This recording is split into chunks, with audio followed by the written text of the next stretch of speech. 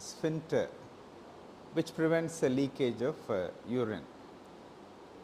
And when everything is ready or the convenient for voiding, the sphincter relaxes and the bladder muscles start contracting.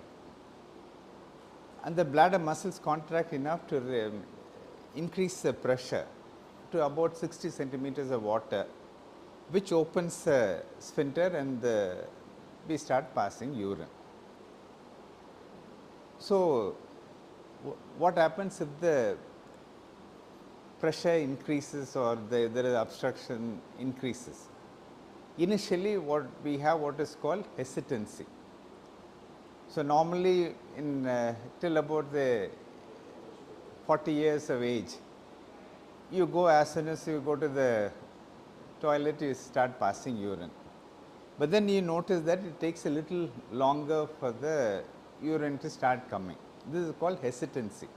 This is because the pressure, instead of 60 centimeter, now we might need 65 or 70 centimeters to start initiating the flow of urine.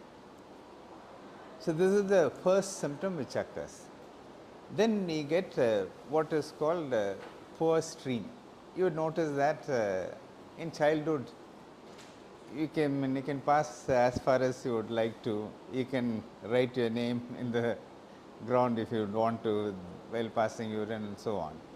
But then you realize that as you keep growing older, the flow, this stream decreases. This again is due to the increase in resistance which is offered. So, the bladder has to generate a higher pressure to void. Then the next stage is what is called intermittency. You cannot sustain the higher pressure which is necessary for passing urine for a long time. So, the pressure goes up and down slowly. Imagine you are carrying a suitcase and walking in a railway platform. If the distance is short and if you are strong, you walk without any problem. But then if you are carrying a heavier suitcase, then you keep changing it from one hand to the other, keeping it down and lifting it up and so on. But then eventually you will be able to reach the other end of the platform. So, this second symptom is called, the third symptom is called intermittency.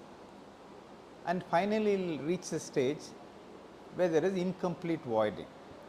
So, normally when we void, we empty the entire contents of the bladder, and that is the reason why we do not get infection, you do not have any significant residual urine after passing urine.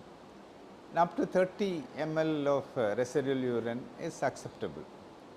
But if we have a significant obstruction to the flow of urine, initially it will start with the hesitancy, then move on to poor stream, intermittency, and then finally you will reach a stage where you are not able to completely empty the bladder. So, you will have say we have 100 normal capacity is 400 ml, if we have 100 ml residual urine, then the actual capacity of the bladder is reduced to 300 ml. So, this leads to further symptoms. So, the obstructive symptoms are hesitancy, poor stream, intermittency and incomplete voiding. Then we have this irritative voiding symptoms. So, this is because one of the cause could be increased post void residue, which makes you pass urine frequently, or if there is any infection or if the bladder muscle is thickened and is irritable, then you need to start passing urine more frequently. This is initially observed at night, so it is called nocturia, and then there is increase in daytime frequency, and finally it have urgency. So, if once you have a desire to pass urine, normally you can hold comfortably for a while, but when you have urgency, the bladder muscles, because they are already thickened and hypertrophied, they contract vigorously and you like to 360. Okay. So, from where should I start again? Obstructive symptoms are okay?